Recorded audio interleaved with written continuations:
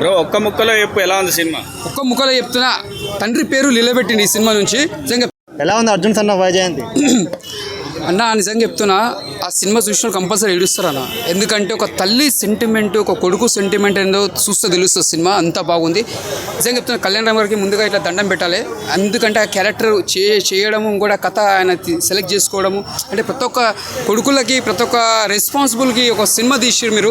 ఎందుకంటే ప్రతి ఇంట్లో ఇప్పుడు నడిచే జమానాల ఒక తల్లికి రెస్పెక్ట్ ఇవ్వడం వాళ్ళు చాలా మంది ఉన్నారు. కొంతమంది 100కి 75% తల్లికి ఇస్తారు, 10% కొంతమంది ఇస్తారు ఏదో నాకు తెలియదు.